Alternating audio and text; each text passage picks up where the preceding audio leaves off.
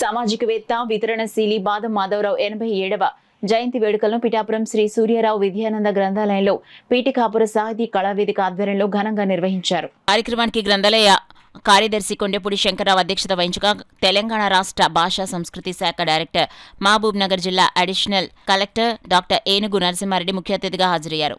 ముందుగా బాదం మాధవరావు చిత్రపటానికి పూలమాలలు వేసి ఘనంగా నివాళులర్పించారు. అనంతరం జరిగిన సభలో పలువురు ప్రసంగించారు. అనంతరం ఏనుగు నరసింహారెడ్డికి జాతీయ స్థాయి పద్య కవిత పురస్కారాన్ని బాదం మాధవరావు పేరు మీదుగా బాదం మాధవరావు సోదరుడు బాదం సూర్యప్రకాష్ అందించారు. ఈ సందర్భంగా బాదం సూర్యప్రకాష్ ఏనుగు నరసింహారెడ్డి మీడియాతో మాట్లాడారు. ఈ కార్యక్రమంలో అల్లవరపు నగేష్, పెన్నమరాజు, రామచంద్రరావు, కొమ్మనాపల్లి అప్పారావు, కేవీఎస్ ప్రసాద్, చింతపల్లి సింహాద్రి, రాయుడు, శ్రీనుబాబు తదితరులు పాల్గొన్నారు.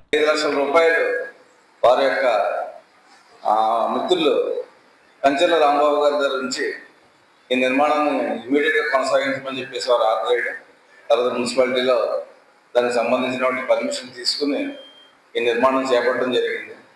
అలాగా అప్పుడు మాధవరావు దీన్ని సందర్శించకపోతే, వారు రాకపోతే ఈ గ్రంథాలయం చాలా శిథిలావస్థలో ఉండేది.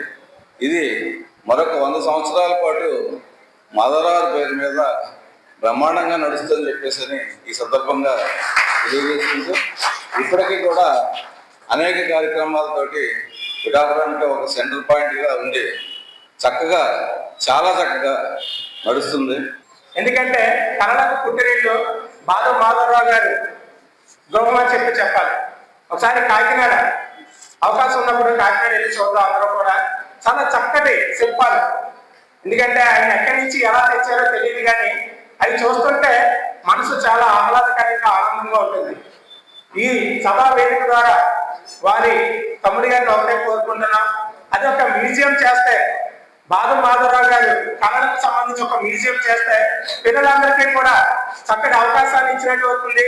అది ఒక స్ఫూర్తి ప్రదాతగా ఆ గృహం కూడా తెచ్చుకోవాలని చెప్పి 2000 సంవత్సరంలోనే సుమారు 3 కోట్ల రూపాయలు వెచ్చించి కుంతి మాధవ స్వామి దేవస్థానం పునర్నిర్మాణం, అలాగే శ్రీ సూర్యారాయ గ్రంథ విద్యాలయం పునర్నిర్మాణం, శ్రీ వాసవి కన్యకా పరమేశ్వరి దేవస్థానం పునర్నిర్మాణం, అంతేకాకుండా సుమారు 1 కోటి రూపాయలతో శ్రీ బాదం మాధవరావు బాలికోన్నత పాఠశాల నిర్మించి ఇంటికి దీపం ఇల్లాలు చదువు ఉంటే కుటుంబం అంతా వెలుగు, సంఘం అంతా వెలుగు అన్న నినాదంతో, అలాగే ప్రతి ఒక్కరికి వైద్యం అందించాలనే ఉద్దేశంతో సిఎంసి హాస్పిటల్లో ఐసీయూ నిర్మించి ఎక్కడికో వెళ్ళవలసిన అవసరం రాకుండా పిఠాపురంలోనే అనేక వసతులు కల్పించి ఈరోజు మా నాన్నగారైనటువంటి శ్రీ బాదం అప్పారావు గుప్తా గారు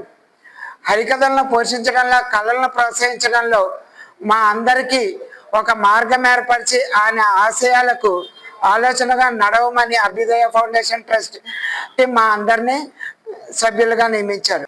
పట్టణానికి నన్ను ఆహ్వానించి స్వర్గీయ బాదం మాధవరావు గారి పేరు మీద ఉన్నటువంటి సాహిత్య పురస్కారాన్ని నాకు అందజేయడం అనేది నాకు చాలా ఆనందాన్ని కలిగించేటటువంటి విషయం.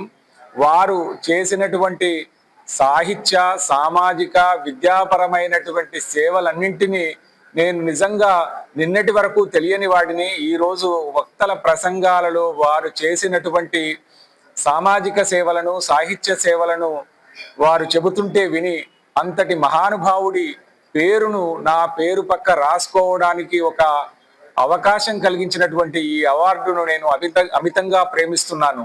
ఈ అవార్డు ఎందుకు ఇస్తున్నామో కూడా చెబుతూ వారు ఏడుకోలలబాయి పుస్తకాన్ని ఇక్కడ పరిచయం చేశారు ప్రసాద్ గారు.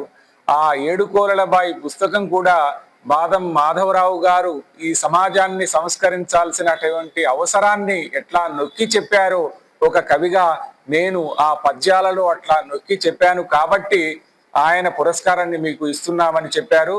అది చాలా గొప్ప ఆనందం ఇచ్చేటటువంటి విషయం.